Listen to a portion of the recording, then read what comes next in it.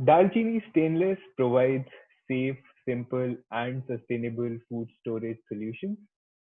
We have the founder Nita with us today. Thanks for joining in, Nita. Thank you for having me.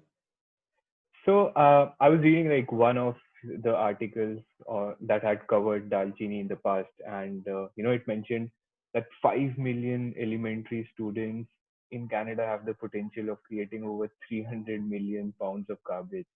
Yeah. I mean, how are these kids contributing to this amount of garbage? You know, we don't often think about the amount of waste that we are producing. And so if you look at Uh-huh. just elementary kids, not anything else, just elementary kids that are going to school. So that's Yeah. looking at kindergarten right up until grade 8. These Hmm. kids are taking a lunch to school with them every day. There's Right. 200, so 5 million students, Hmm. 200 school days a year. Okay. That alone is Yeah. producing so much waste because the average child Okay. is actually bringing, it started out with the single use plastic bags or plastic Uh-huh. wrap, Uh-huh. and that's going into the garbage. Right. And it's not being recycled. So it sits in landfill for about 800 years and it's Hmm. ending up in oceans. So that's single use plastic is definitely an issue. Then people move to reusable containers. Well, the Hmm. problem with that is it's still very short sighted because people, yes, they're reusable, but people are still buying multiple. And at the Right. end of the life of that, it's still going to garbage. So Yeah. it's still sitting in landfill. So for me, I'm looking at if we can stop just those 5 million students from Right. taking plastic to school every day to hold their lunch, Right. what a huge dent that we can make. And that's just Right. Canada. Now you look at the US, which is 56 million students in elementary. Hmm. And Hmm. that's just the young kids. We haven't even tackled the adults taking their lunch to work. We haven't looked at university students. We haven't looked at high school students.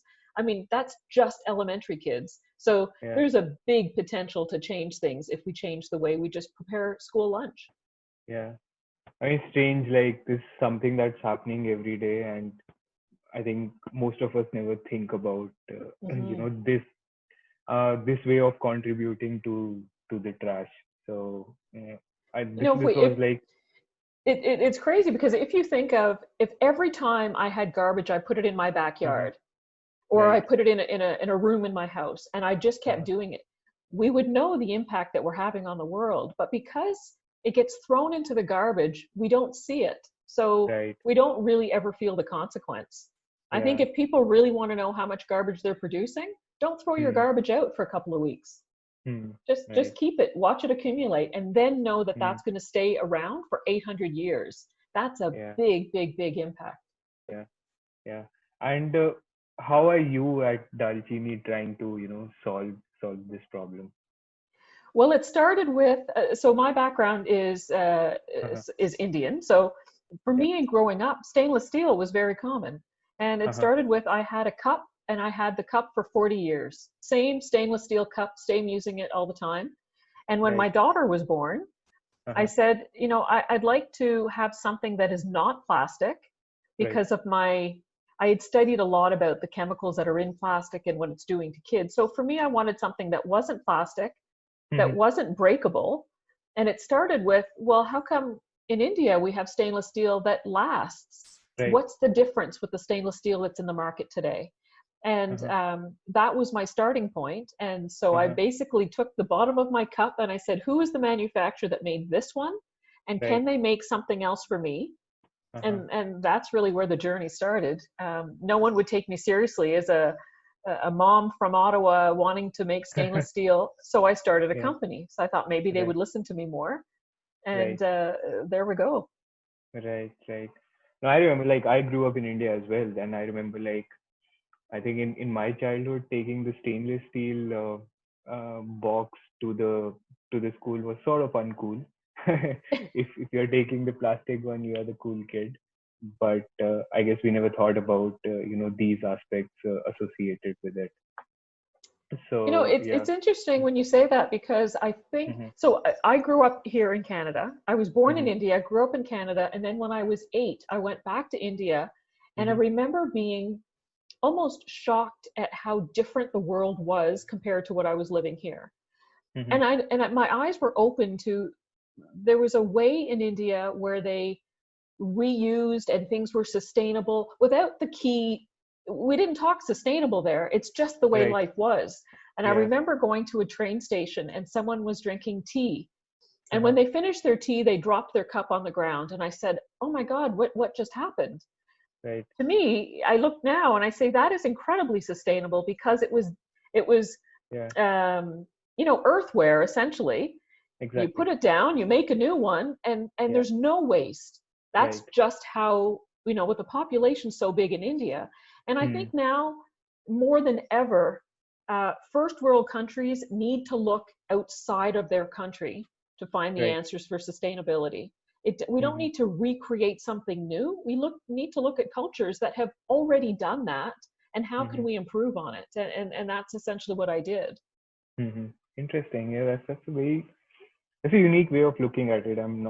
I don't think a lot of people would be look from the first world countries would be looking at the problem from this perspective. So Yeah, thanks for sharing that. And you're not just tackling, this environmental issue, but also helping reduce the amount of chemicals that we consume. So could you shed some light on that aspect? sure. So the other issue with plastic, I mean, one, we know environmentally it's causing a lot of issues, Uh-huh. and that it's not degrading properly. Well, Hmm. the other side of things is that plastic, just in its nature, is synthetic. It is Hmm. chemical, and over time, either over with repeat usage or with heat or Hmm. with certain acidic foods, so tomatoes, lemons, that type of thing, the plastics slowly start to degrade. And when the plastics start to degrade, the chemicals that are in that plastic start to leach out and into the foods that we're consuming. Okay. So one of the chemicals that comes out is BPA, which is bisphenol A. Okay. You may remember that there was everything became BPA free, BPA free. Right. But the problem is the manufacturers, they removed BPA, but they substituted it with BPF and BPS. So basically, it's Uh, the same class, it's doing the same damage, and the damage that it's doing is that it's replacing human hormones. So it mimics the okay. human hormone, which has so many different health benefits in our bodies.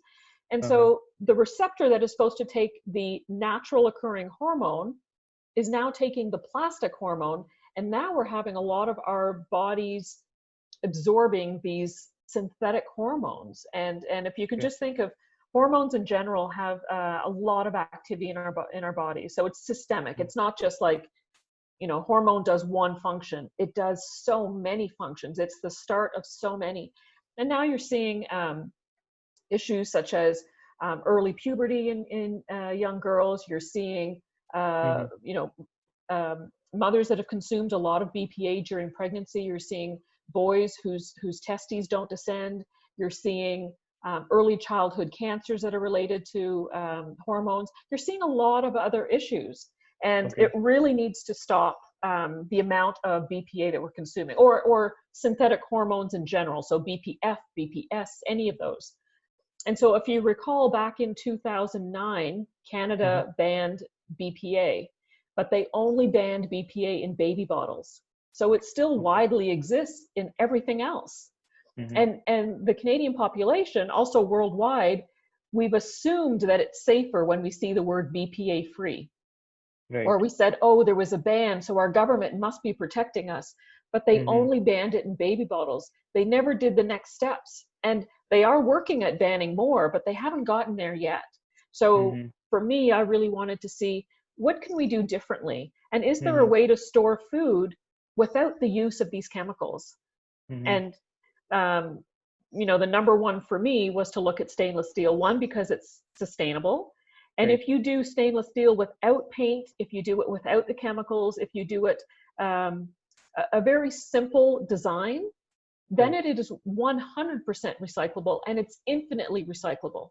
So if you Right. look at something like plastic, you have a plastic container, yes, it can be recycled. it Uh-huh. generally has about 5 to 7 recycles, Okay. and then it's waste. Mm-hmm. Paper also, you can take cardboard, it could recycle into paper, then into tissue paper. It generally has about 5 to 7 recycles as well. Okay. Stainless steel, a clean stainless steel, is infinitely recyclable. So at Mm-hmm. the end of use, it melts down into sheets to make more product. And Okay. there's no waste. So you're just reusing that same again and again and again, as long as you don't keep introducing new chemicals into it. And so that's why I looked at, for me, Uh-huh. manufacturing, I really wanted to have the traditional way that India does their stainless steel. So Okay. without adding the extra chemicals, without adding paint, without adding, plastic lids or plastic inserts. It really just needs to be a simple product so that it is infinitely recyclable and that it does not contain any of the chemicals that we don't want. Okay. I mean, those are some alarming stats. Like I personally didn't know, and I'm sure like a lot of us who would be watching the video in the future wouldn't be aware of that. So thanks a lot for sharing that. And I agree. Like I think awareness plays a very big role here.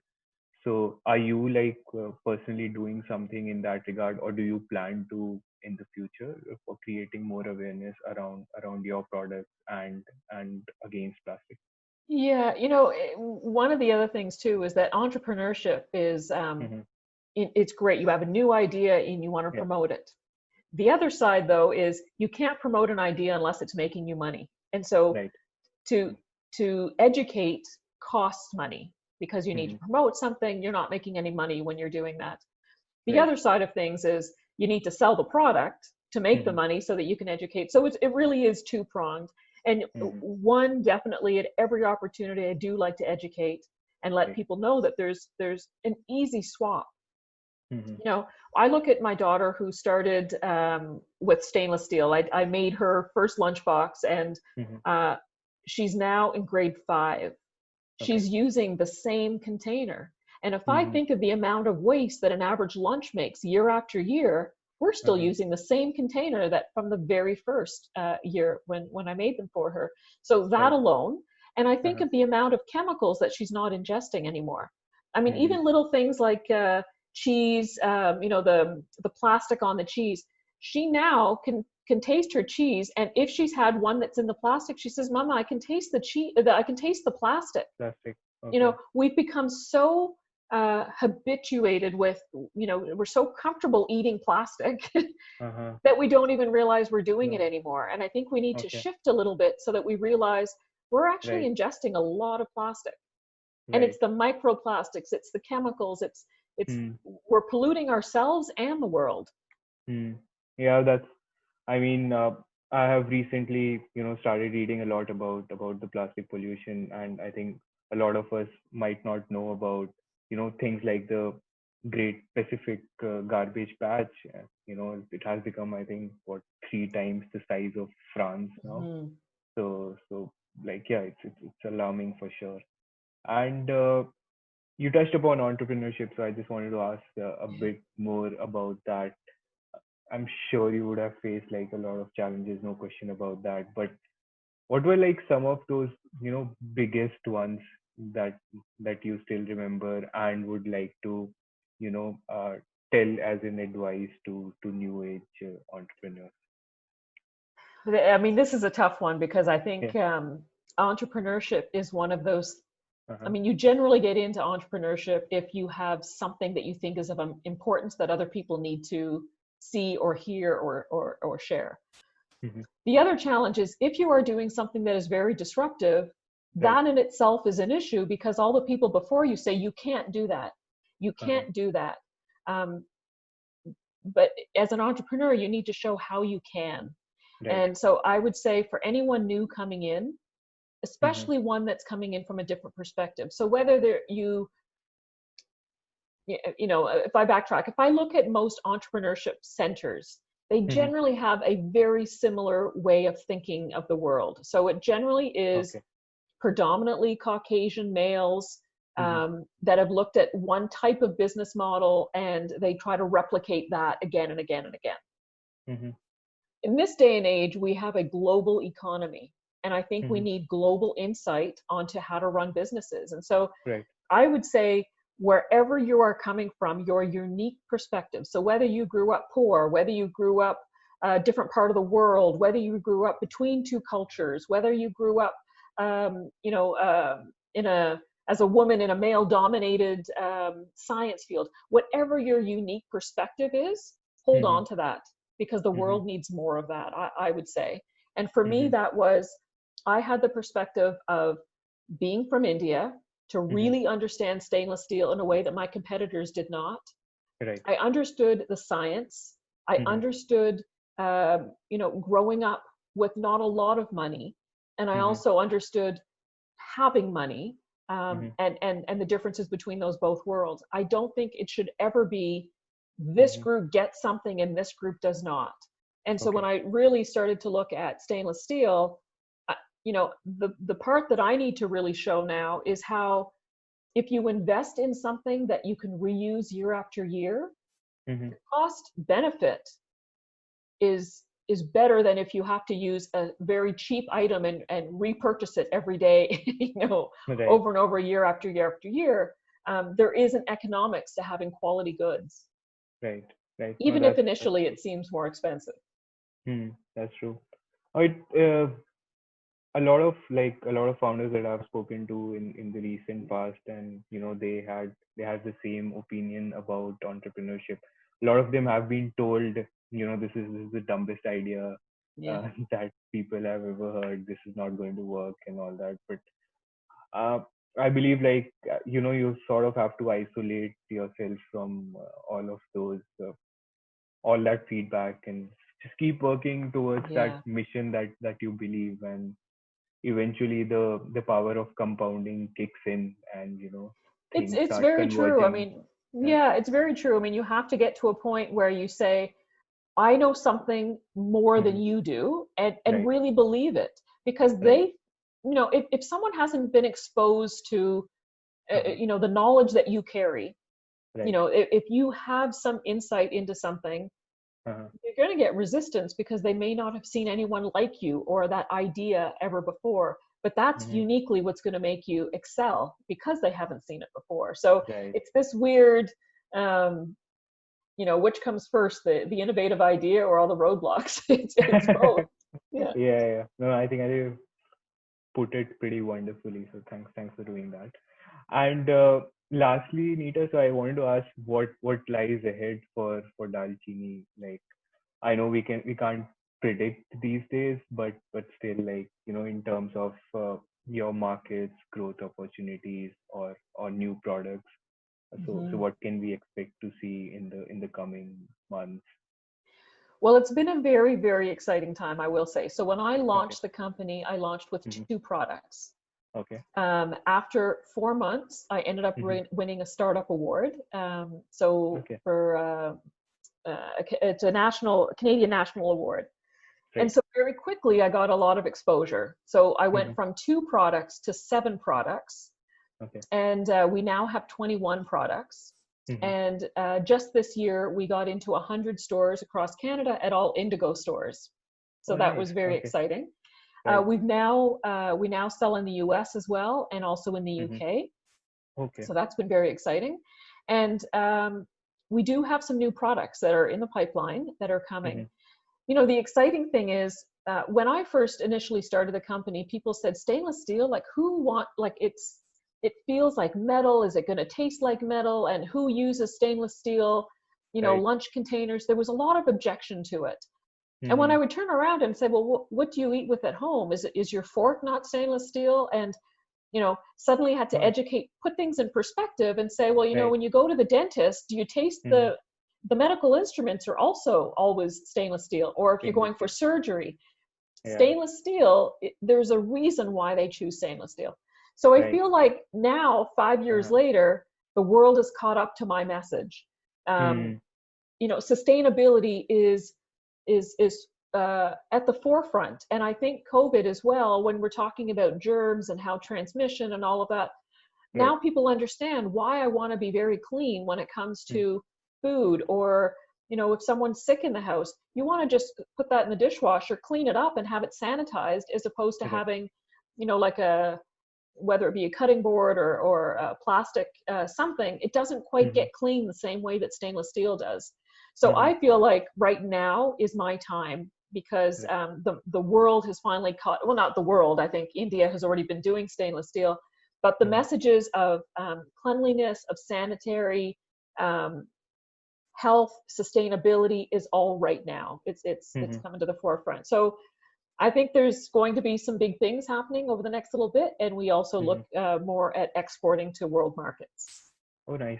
That's awesome. I think you have a great foundation, set up, and the future really looks bright. And I love the way that you had changed the perception of people around stainless steel by giving those daily use examples. I think that's a great way to educate and create awareness. So thanks for sharing that as well. Thanks a lot, Nita. So these were some really great insights into another company that is trying to fight the plastic pollution in their own way, and also providing a sustainable alternative to it. So kudos to you on that, and thanks for joining us today. Thank you. Thank you so much for having me, Nevin.